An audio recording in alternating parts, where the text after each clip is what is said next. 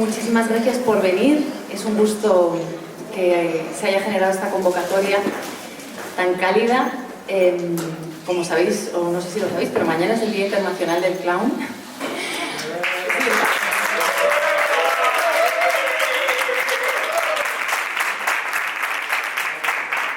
Así que, pues qué mejor manera de celebrarlo que celebrando también dos publicaciones muy recientes de dos maestros que nos acompañan esta tarde para un diálogo y conocer un poco mejor también estos dos trabajos, ¿no? que se han plasmado. Yo soy María Folguera, soy la directora artística del Teatro Circo Price. Él es Gabriel Chamé, buen día, y él es Andrés del Bosque. Podemos hablar de Argentina, Chile, Madrid. O sea, para mí también lo muy interesante de este encuentro es que ambos maestros con recorrido internacional también están muy vinculados a Madrid y han arraigado en Madrid. Y prueba de ello es el recibimiento, ¿no?, que tiene esta actividad. Entonces, bueno, reunirlos aquí también es hablar de Madrid como un territorio de clown y escénico y de escritura, ¿no?, en torno a ello.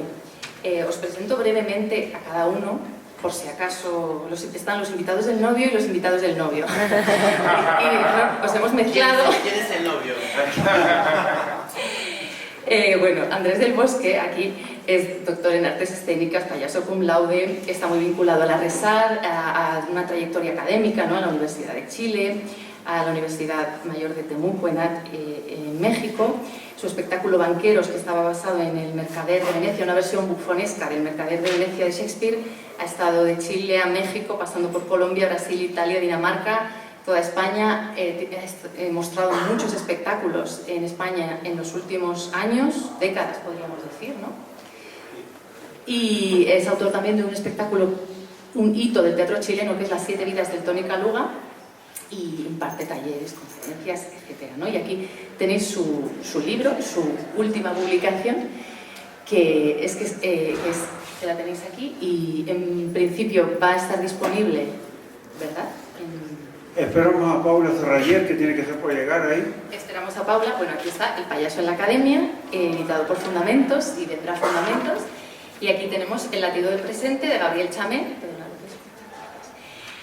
Aquí está Gabriel, que entre 1978 y 1984 se formó con la compañía, como asistente de dirección en la Compañía Argentina de Mimo, dirigida por Ángel Elizondo, y en aquellos años participó en 7 espectáculos censurados por la dictadura militar en Argentina.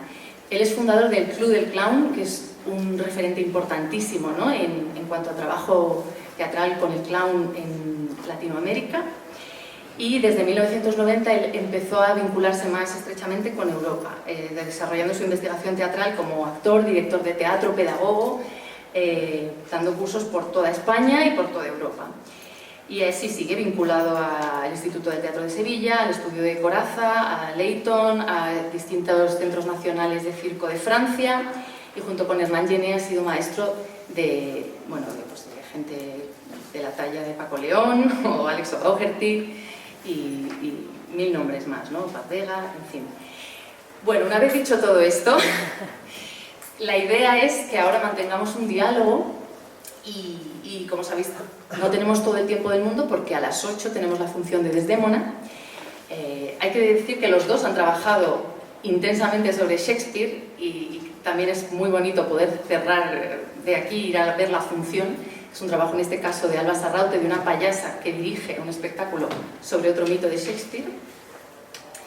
Vale, entonces, yo os voy a lanzar así cuestiones y me contestáis como queráis, ¿vale? Vale, también quiero decir que los dos libros son muy distintos entre sí y se pueden entender incluso como complementarios, y eso también me ha interesado mucho a la hora de leerlos para preparar este encuentro. Iremos viendo las diferencias, ¿no?, entre sus estilos también, sus estilos autorales como manera de estar en el mundo, lo han plasmado perfectamente en los libros. Entonces, empiezo preguntándoos, ¿para qué sirve un libro de teoría teatral? Bueno, en principio para nada, no resuelve, creo, estar en la pista ni estar en la escena. No lo resuelve un libro, lo sabemos, creo. Sin embargo, en el caso del Payaso en la Academia es un post-libro, es decir, después de haber hecho 9 montajes durante los periodos del 2005 al 2012, todos vinculados con el mundo del bufón y el mundo del clown, que el libro aparece como una manera de construir un libro de a bordo, una carta de navegación que le sirva al que lo lee y al que trabaja sobre ese libro para reflexionar, para hacer las cosas más rápidas, para tener una carta de navegación, como digo, para moverse de una manera más rápida y para lo que quiera, ¿no? Para inventar lo que quiera a partir de esa reflexión. ¿Para qué sirve el libro de teoría teatral? No, es verdad que sirve de mucho y poco, porque no resuelve la carrera de nadie, pero acompaña, ¿no? Es un amigo, me parece, alguien que te puede acompañar un tiempo, sobre todo esos momentos de incertidumbre para todos los que nos gusta el mundo artístico, que es tan incierto y más en estas épocas. Y también creo que es una obligación, a veces yo me sentía como obligado a escribirlo porque en definitiva es una demanda de los alumnos, ¿no? Que necesitan reelaborar la teoría y no la práctica de lo trabajado. Y también a veces pensé esto que dice Jorge Dubati, que es el que hace el prólogo de este libro, que dice, bueno, de Stanislavski lo que nos quedó son los libros, o sea, no sabemos nada de lo que hacía de verdad, ¿no? Y no paramos de hablar de Stanislavski, ¿no? O sea que el libro parece que sirve, lo que pasa es, como todo, cómo llegará, cómo seguirá, esto tiene su vida, ¿no? Uno está durmiendo y esto trabaja solo, así que no sé, veremos. Una colita esa, desde algún punto de vista, a mí me permitió resolver un problema bastante práctico. Y era que, por ejemplo, cuando entraba mi amigo Vicente León a la clase que yo estaba dando y veía ese esquema que estaba allí, me decía, y ese signo satánico que tienes ahí puesto, ¿qué demonio es, hombre, que le está enseñando a los alumnos? Entonces, cuando descubrí yo que quien empleaba ese signo satánico era Peter Brook, se acabó el problema para mí de emplear el eneagrama dentro de la tradición teatral. Vinculé definitivamente la tradición teatral con aquella que es, de alguna manera, más terapéutica. Aquí he utilizado esto para organizar el libro como un flujo de conocimiento. Y en ese sentido me ha sido práctico escribir el libro. Y espero que a los que lo lean también les resuelva algo. Habéis hablado de Stanislavski, de Peter Brook. ¿Habéis manejado conscientemente estos referentes a la hora de poneros en marcha con la escritura del libro? ¿Habéis pensado en referentes concretos, en otros libros que a vosotros os hayan señalado el camino? Sí, no, Peter Brook está, es más, empieza con una... Ya en mis intenciones del autor ya aparece una frase de Peter Brook, para mí es como la base. Muchas veces los alumnos me decían, ¿qué puedo leer? ¿Qué puedo leer? Lee Peter Brook, ¿no? Lo de clown, me decían, ¿qué puedo leer? Lee algo de Peter Brook, te va a servir para el trabajo de clown. Quiero decir que lo importante es esta lógica isabelina, que tiene mucha relación con nosotros los payasos, isabelina, el espacio vacío, el actor en escena, la imaginación, el cuerpo. O sea que sí, tiene mucho que ver, y sí, por supuesto, y muchos más. Muchos más. Que hablando de Peter Brook, que nos permitía de alguna manera recordar esa película maravillosa que se llama Encuentro con hombres notables, donde realiza precisamente un seguimiento de Gurdjieff, que es el que trae este flujo de conocimiento a Occidente, y nos muestra Peter Brook precisamente en esa película que él dirige, de qué manera los juglares y los trovadores están vinculados directamente a este camino, a esta vía de la risa, a esta vía de la alegría, que es un eje vertical entre la tragedia y la comedia. Stanislavski nos permitía entender que no existía en nuestro oficio cuarta pared y que por lo tanto nos íbamos a olvidar un poco de de ese asunto, y absolutamente. Y bueno, mi maestro Philippe Bourdieu planteaba cosas muchísimo más radicales con respecto a Stanislavski, que ni siquiera las voy a repetir, o por lo mejor más adelante me caliento y las digo, pero vamos, no era una persona interesada en absoluto en Stanislavski. Yo me encontré con que en la academia Stanislavski era muy importante, y yo lo conocía bastante bien, aunque no había hecho academia antes. Yo hice la academia después, yo estoy de academia tardía, y sin embargo me permitió constatar pues con toda claridad que el trabajo del clown pues es 50 paredes, eso está claro. Pero, ¿creéis que falta, qué opináis de la bibliografía específica sobre el clown? ¿En qué punto está? ¿Hasta qué punto? ¿Cómo veis la contribución que hacéis? ¿Faltaban libros como estos y quisisteis escribirlos en ese sentido porque lo que encontrabais estaba más vinculado a una tradición más teatral? Sí, en el libro hay un capítulo que a mí me parece muy importante, que es un capítulo que se llama Lenguaje, que para mí es importante la relación de lenguajes. Creo que tenemos un gran problema que decimos clown, teatro y no entendemos que son simplemente lenguajes, y que los lenguajes se pueden complementar o se pueden separar, o uno los puede utilizar como uno quiere. Y el capítulo dice juego versus verdad, ¿no? Y hay una relación muy importante para mí, esta relación de lenguajes, donde, bueno, Stanislavski va a plantear el tema de la verdad. Cuando digo la verdad, quiere decir el actor que busca una veracidad del personaje, y si hablamos más del mundo clownesco, vemos que son actores que buscan una lúdica, donde la técnica lúdica es la más importante. Quiero decir, Marlon Brando sería veracidad, Charles Chaplin sería lúdica, ¿no? O sea, está claro que como él cuenta con números y acciones físicas y juegos inteligentes, y el otro juega con una verdad emocional y sobre todo una imitación de la realidad. Las dos cosas pueden ser muy complementarias, creo yo. No creo que a veces muchos clowns le falta cierta veracidad, y creo que a muchos actores le falta bastante juego. Pero nada, creo que es bueno aprender. O sea, estamos en una época que han pasado tantas cosas. Lo único bueno de esta época es que han pasado tantas cosas que podemos aprovechar. Creo eso, lo único bueno. Pues tomando esa idea del juego por una parte y de la veracidad, a mí me llevó en uno de los primeros montajes de la RESAD a la relación con la supermarioneta, es decir, la teoría esta de Gordon Craig, ¿no?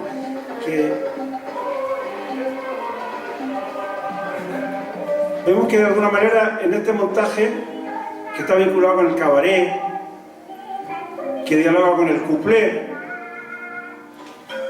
que habla con el mundo de los autómatas y por lo tanto de la supermarioneta, y que se mete directamente con el mundo de la con la política. Esto fue montado en el 2005 y hablaba del año del último golpe del 83, y nos empezaba a vincular directamente el mundo de La hija del capitán, que es una obra de Valle Inclán, o sea, el clown con el esperpento, desde el punto de vista de lo grotesco. Y por otra parte también estábamos viendo que eso grotesco y ese mundo de Valle Inclán estaba vinculado directamente con el clown clásico, con el circo Ibert, el circo Medrano, con el payaso de entreguerra, ese payaso de las grandes explosiones, las grandes pistolas y lo que sea. Entonces nosotros planteábamos ahí, bueno, cuando se acaba el humor se sacan las pistolas. El clown venía entonces a jugar un papel fundamental a nivel de la interpretación, a través de vincularse con estos distintos sistemas de interpretación. Estoy totalmente de acuerdo en lo que dice Gabriel, refiriéndose al equilibrio entre los distintos sistemas. Merecen la pena investigarse. Sí, qué bonito lo que has dicho de los payasos de entreguerras. Me estaba acordando del chiste serrante de Serrín de Madrid, que iba tirando Serrín en pleno momento previo a la entrada, ¿no? Pero también me parece que hay que entender que los cómicos, yo a veces analicé y creo que lo pongo en el libro, que el cómico, partiendo de Isabelino, España, estamos hablando de esos cómicos de aquella época, del siglo de oro español, del Isabelino, eran gente que crearon la democracia. O sea, poder reírse en la época era un hecho político, o sea, la gente no podía reírse libremente del poder. Eso creo que no entendemos, que en la época te quemaban, o sea, te descuartizaban si te burlabas del cura o te burlabas de... Entonces hay que entender que la democracia también se funda en el sentido del humor, de poder tener otra opinión y otro punto de vista. Y los cómicos han sido los verdaderos políticos, como decía Leo Bassi, ¿no? Si los políticos son unos payasos, pero los payasos toman el poder, ¿no? Se veía claramente también esto por ejemplo, el poder se lo toma muy en serio de pronto, que le falte el respeto, la sátira vaya más allá. A Valle Inclán lo ponen preso en el 1929, vinculado precisamente con la hija del capitán. Luego, recordémonos que La Torna también mandan preso a Boadella. Yo recuerdo a mi maestro Enrique Buenaventura, también estuvo a punto de ir preso por La Trampa, una obra sobre la dictadura.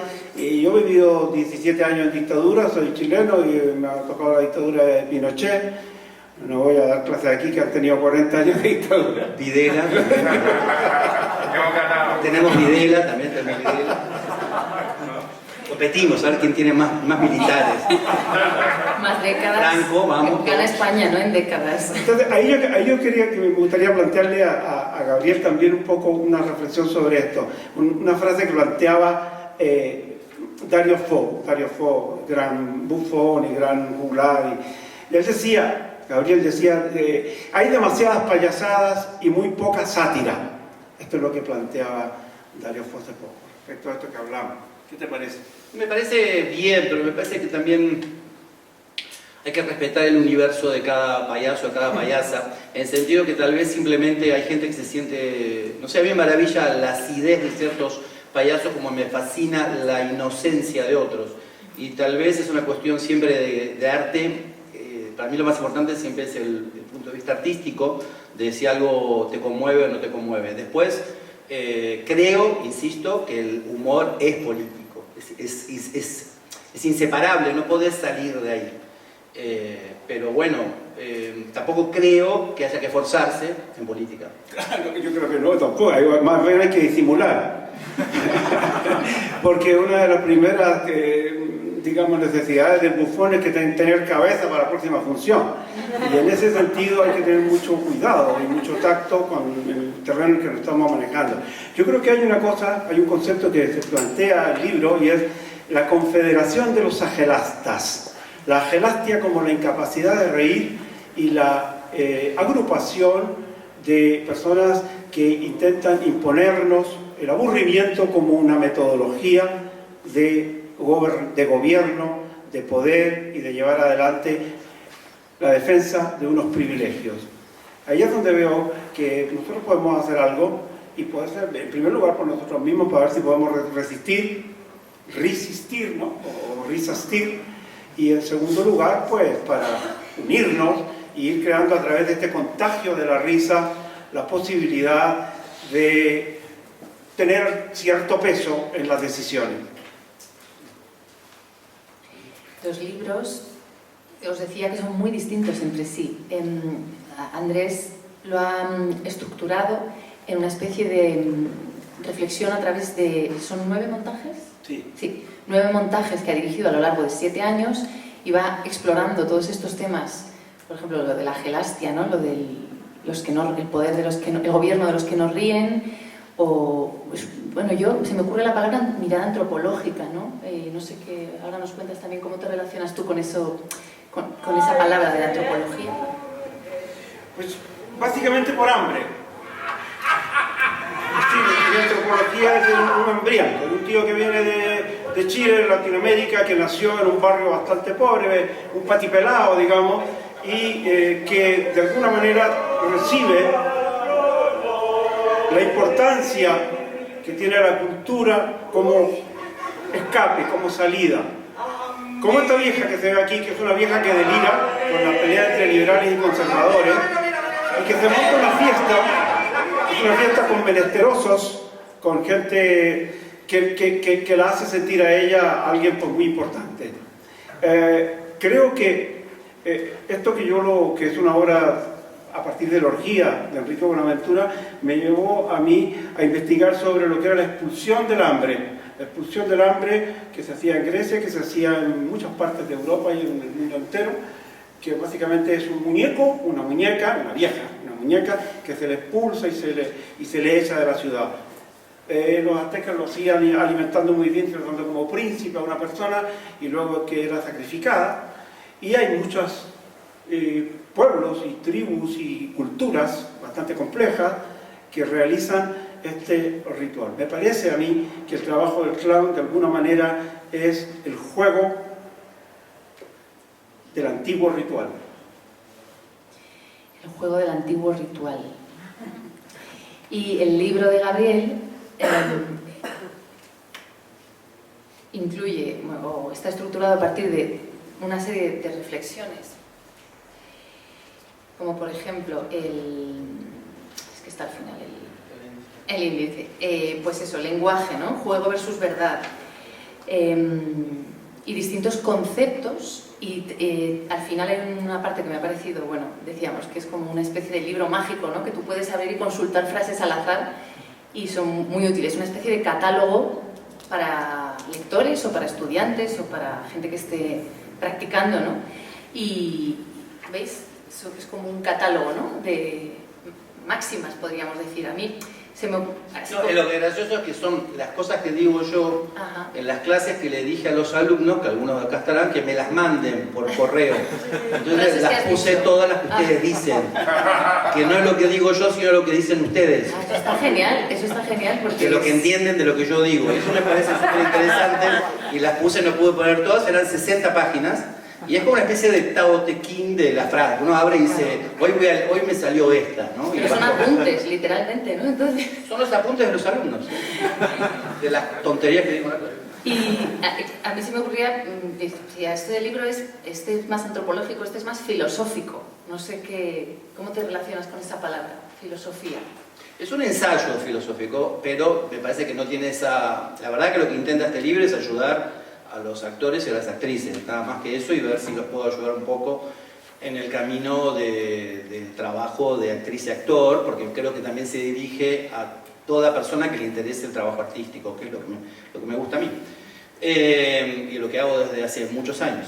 Entonces creo que sí, que hay como una especie de estudio y que se mezcla lo filosófico, lo terapéutico, lógicamente, el contacto con el Claudio Naranjo, el contacto con el maestro. Y sobre todo lo que me parece que intenté en el trabajo, que hice grandes esfuerzos, cada cosa que digo intento poner un ejemplo y no decirlo solamente. Entonces hay mucha información de películas, de Chaplin, de Keaton, de Peter Sellers, y también es una manera filosófica de decir que todos somos, los que nos interesa esto, una cadena. Y esto viene de muy lejos. Somos una cadena biológica de cómicos, que además tenemos las mismas locuras, las mismas necesidades, y habla mucho de la relación con el tiempo escénico, o sea, el presente, que es el tiempo escénico. Y me interesa mucho esto del presente, es decir, teatro es esto, ¿no? Ahora, esto que estamos viviendo ahora, que es raro, es fascinante, puede ser entretenido o insoportable. Entonces, bueno, nada, me parece que hay algo de la relación con el teatro, pero mucho dirigido a la actriz y al actor para ayudarlos en su camino, en su trabajo. Y es verdad que tú también, igual que hace Andrés, hay algo autobiográfico, ¿no? Van apareciendo episodios autobiográficos tuyos para ilustrar. Sí, hay mucho de mis obras, aunque no me guste mucho, pero quiero decir, trato de dar ejemplos concretos. Me parece que es interesante la relación con los ejemplos concretos, ¿no? Que te estoy diciendo una cosa teórica, después te digo, película tal, escena tal, pasa esto, esto, esto, esto, ¿ves? Pasa esto y el tipo lo hace así, así, así, así. Me parece que eso me parece importante, esta recopilación tanto de mis trabajos como de otros. Y bueno, y sobre todo la conexión también con los grandes maestros, ¿no? Con Pierre Villain, con Philippe Rollier, con Norman Taylor, con, no sé, tantos grandes maestros, Lecoq y todo esto, como esta cadena de maestros, cadena de cómicos, y que es internacional, ¿no? Eso me parece muy importante, como estamos conectados y que tenemos las mismas necesidades, creo yo. Además de estos grandes maestros como Golier, por ejemplo, como Fava, como Kryukov, un maestro ruso que yo me lo encontré precisamente en Chile, tuve la suerte de trabajar con él, pude trabajar con con los maestros del circo criollo, vamos a llamarlo así, con Abraham Lillo Machuca, el Tony Caluga, con Alberto Aguilera, el Tony Coligüe, y esto hacía una diferencia muy grande, que me llevó a mí a trabajar desde aquello que es más práctico, es decir, desde póngase este traje, maquíllese de esta manera, pegue esta cachetada de esta manera y no de la otra y tal. Y luego nosotros lo hacíamos y entonces nos decía, Alberto Aguilera nos decía, ¿y ustedes piensan cobrar por eso? Es decir, que el trabajo de realmente práctico de ir haciendo no se contrapone a un trabajo, como tú muy bien mencionas, Gabriel, que está vinculado a la vía del autoconocimiento, es decir, un trabajo que sería más terapéutico. O sea, se habla mucho de buscar tu propio clown, de ir a tu propio clown. Los caminos son muchos y son muy inciertos, pero creo que es inevitable encontrarse finalmente con uno mismo, es decir, encontrarse con uno mismo y además encontrarse con uno mismo a través del otro, cosa que no es muy agradable a veces. Porque los otros se dan cuenta mucho antes que nosotros de quiénes somos. Y ese es un problema. Pero al mismo tiempo, si lo aceptamos, entendemos la fuerza del coro, la fuerza del equipo, y ya entonces no tenemos que hablar tanto de la soledad del clown, sino que podemos empezar a hablar también de algo que es el clown sagrado, el payaso ritual, y empezamos a reconocer que no solamente partimos a través de Peter Ashley y esos mozos de guarda que le limpiaban la mierda de los caballos del sargento de caballería Peter Ashley en el año 1780 y tanto, sino que empezamos a darnos cuenta que existe la comicidad, la risa, el payaso y el clown, y las clownas y las payasas en culturas como por ejemplo la isla de Rotuma, de la isla de Fichi, una isla que ni aparece en el mapa, que existen los Capacoa en México, que existen los Coyemchi, que existe también el Cusillo en Bolivia, que existen payasos en África, que existe el clown tibetano, y empezamos a entender sobre el arquetipo. Y allí estoy totalmente de acuerdo con Gabriel en que sentimos con toda fuerza el camino sano al que nos conduce la risa. A mí me parece también que, perdón, que estoy completamente de acuerdo con el amigo. También, pero en el libro también hago como una reflexión sobre lo que nos está pasando ahora en relación al conocimiento de uno mismo. Creo que todo ha evolucionado en algo muy terapéutico y que para bien, porque no hay nada mejor que una persona salga del trabajo y pueda liberar zonas de dolor y de angustia de este capitalismo voraz que no podemos despegarnos.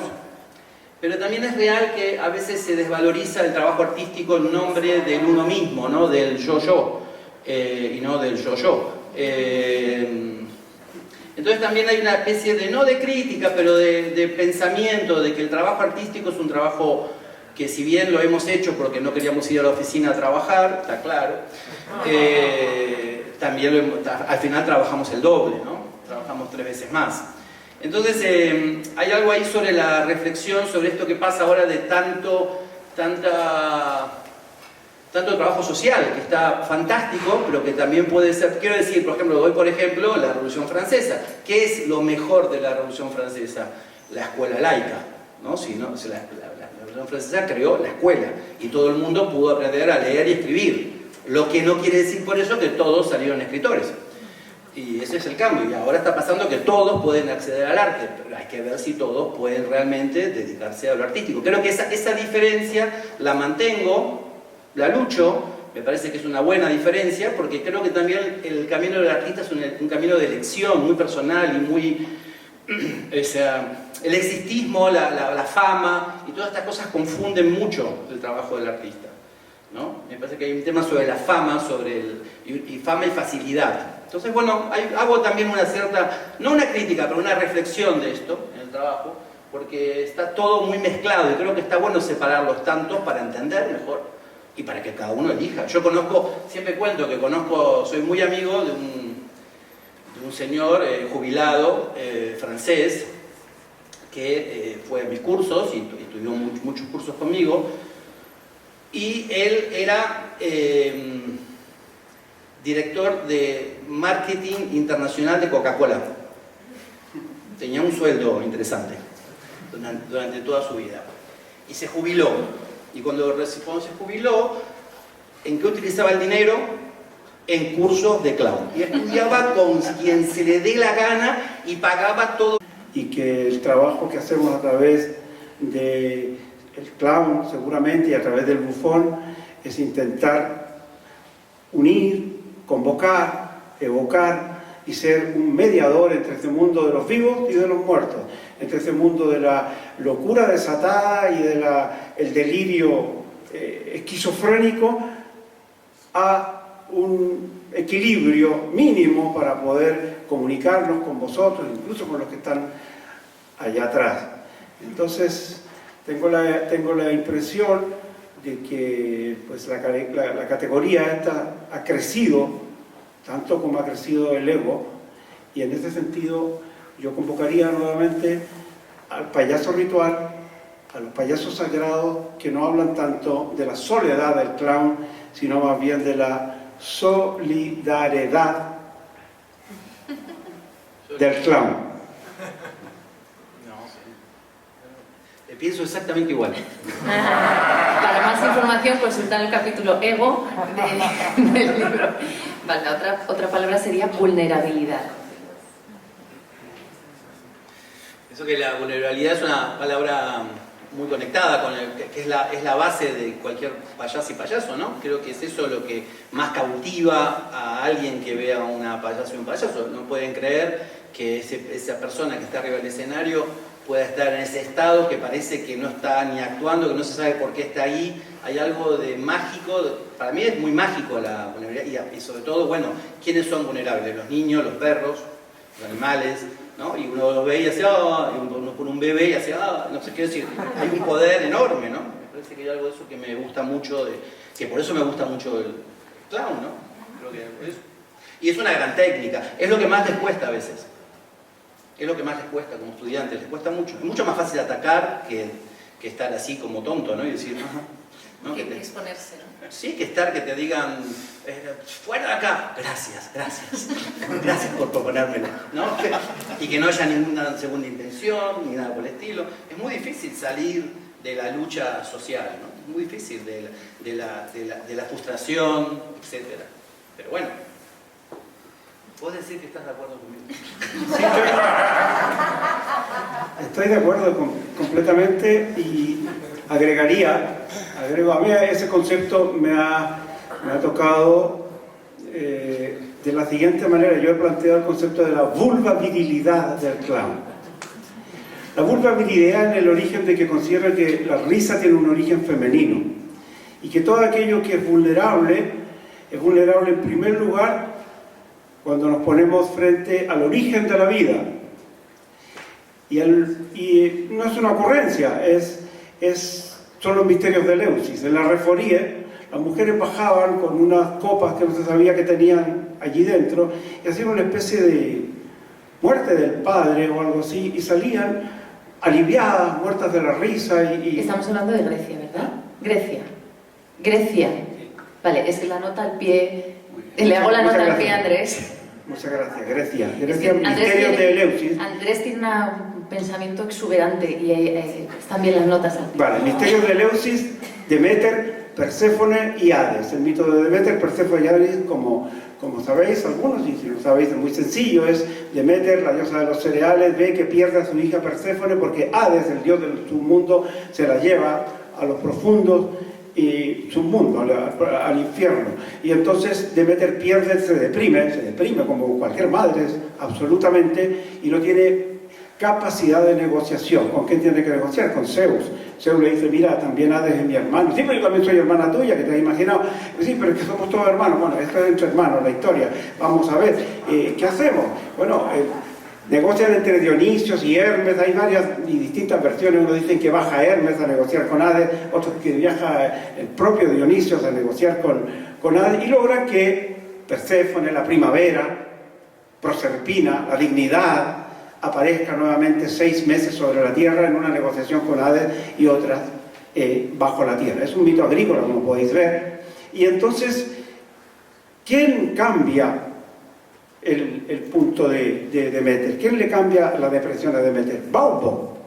¿Quién es Baubo? Una mujer que no tiene cabeza, parece ser, que mira por los pezones, que tiene una sensibilidad especial porque mira por los pezones y que hace un gesto que los griegos llaman anasirma o anasuromai. Se levanta las faldas y muestra la sonrisa vertical. Y a partir de ese momento Demeter ríe. Y cuando ríe recupera su capacidad de negociación.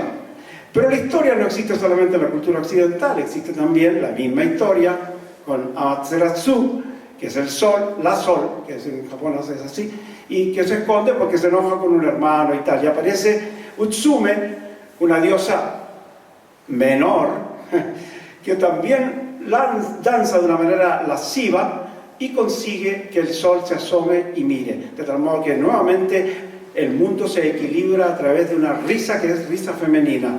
Pero no solamente en esa cultura, también en la cultura egipcia. Y la historia de Hathor, y podría así seguir en la cultura africana y podría seguir en distintas culturas donde el mismo arquetipo, que es curiosamente una mujer, porque Shakti, por ejemplo, en la cultura hinduista, es la figura que no es hombre ni mujer, pero que se representa curiosamente con una figura de mujer. Nuevamente encontramos el sentido de la energía y de la risa como resolviendo la crisis del mundo, la crisis del universo. Entonces, por eso, prefiero hablar de la vulnerabilidad que de la vulnerabilidad. ¿Por qué, Gabriel? Porque he constatado en la escena muchos payasos de la siguiente manera.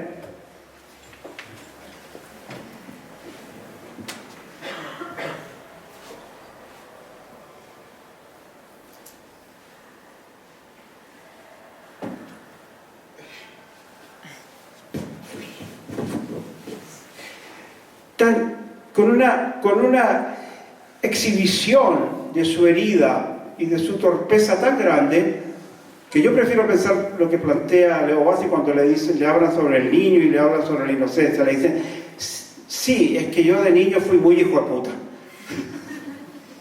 Entonces tenemos muchas posibilidades en esa. Por eso me gustaría que el concepto de vulnerabilidad lo trabajáramos también al lado del de vulnerabilidad, que es como lo trabaja también la comedia griega, donde se presentan los comediantes griegos con una tremenda barriga, como si estuvieran preñados, pero con un falo, y donde en algunas ceremonias de la faloforía se presentan las mujeres, esta vez con falos y con pezones. Se unen aquellas dos cosas que estamos siempre viendo como casi hoy día como un problema de género. En la comedia van unidas por el origen femenino de la risa, según mi punto de vista. Sí. Pero bueno, hay buenos y malos payasos, eso está claro. O sea.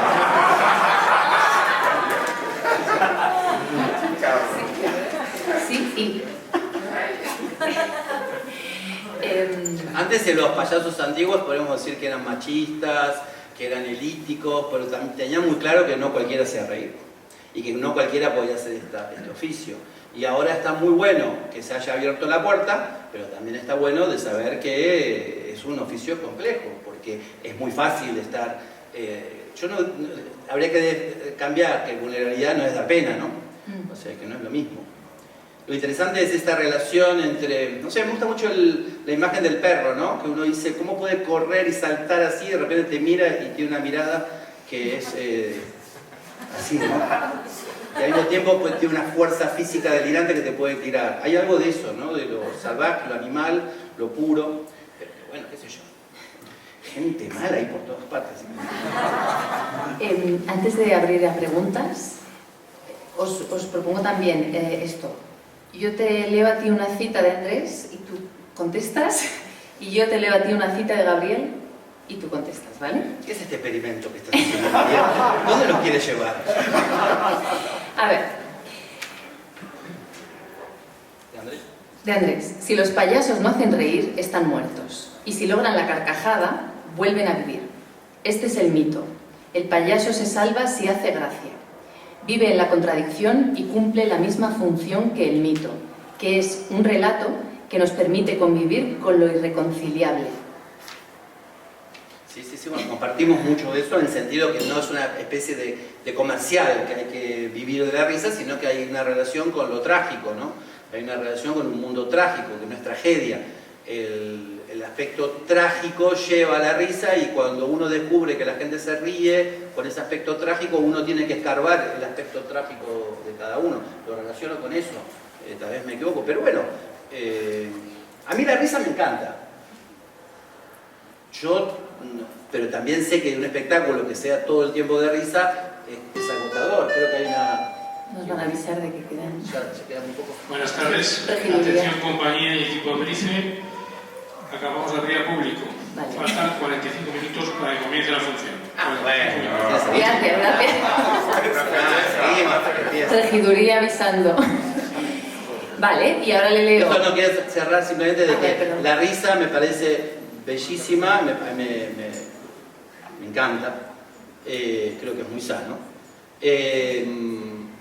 pero considero que hay que ver un poco lo que viene detrás. La risa, para mí hay también una relación con un soplo de liberación de la muerte, ¿no?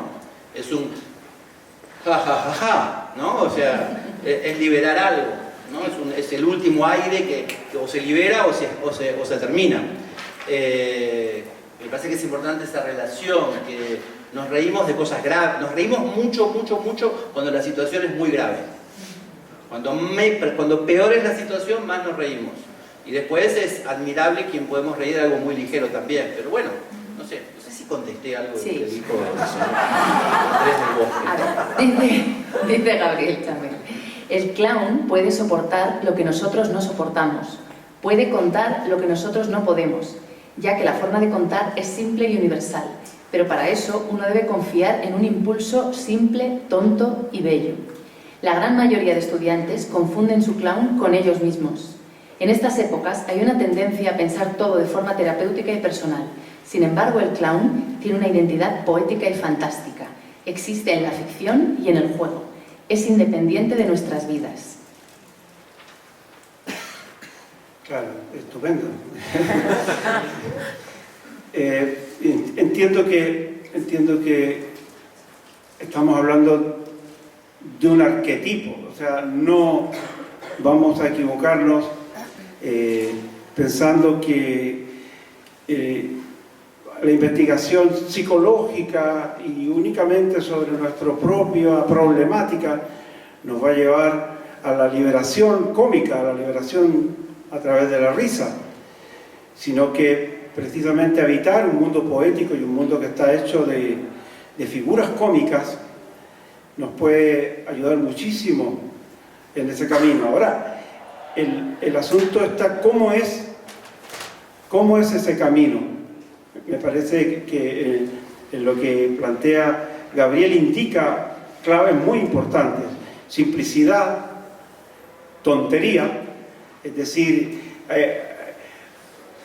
en la tontería está el mundo del delirio también, de aquel colonus, de aquel que viene del campo y no es capaz de moverse con soltura en la ciudad. Y ese camino es un camino, entiendo yo, que está dicho allí, poético. Entonces él habla de la poesía, entiendo que habla de la poesía del clown como totalmente indispensable. No basta rimar para hacer poesía, es necesario tener una visión también poética, una visión. En ese sentido, yo diría simplemente que hay una insinuación de ver al clown como un visionario.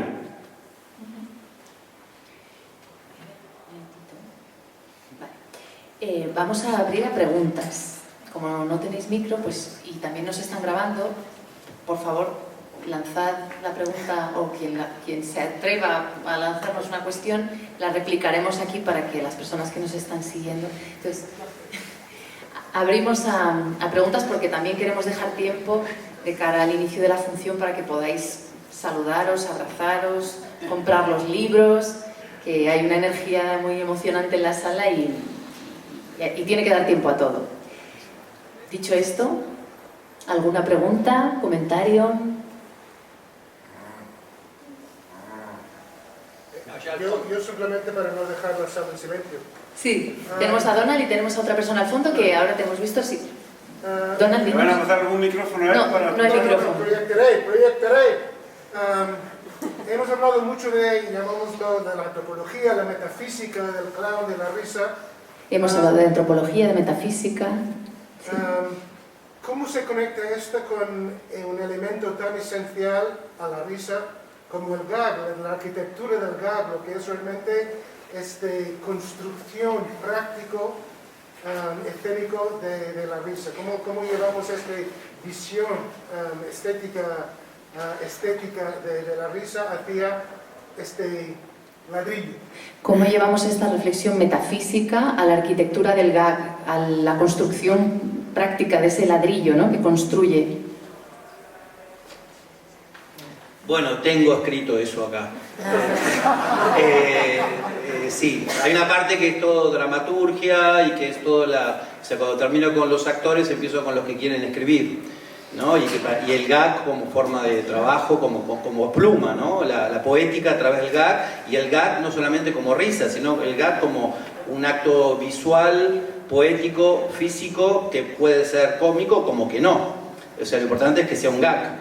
Y de ahí en más muchos factores, y para mí es, no sé, yo soy un fanático de los gags, yo soy un enfermo de los gags, quiero decir que estoy como enfermo, voy y digo, se puede hacer así. En la vida hago todo para no hacerlo, o sea, hago todo, o sea, acá podría equivocar y no lo hago, y voy analizando cómo no hacer para caer, y sabiendo que puedo caer ahí. Para mí el gag es el lenguaje, ¿no? El lenguaje del juego, ¿no? Y es una cascada de acciones. Para mí lo importante es la acción, ¿no? Y de la acción hacia el gag, ¿no? Pero bueno, no sé, los tengo escritos. No lo voy a leer. Está claro que al comienzo es más como temas, pero me parece muy importante todo el tema de dramaturgia y del gag y de muchos temas más, ¿no? Como hay un montón de...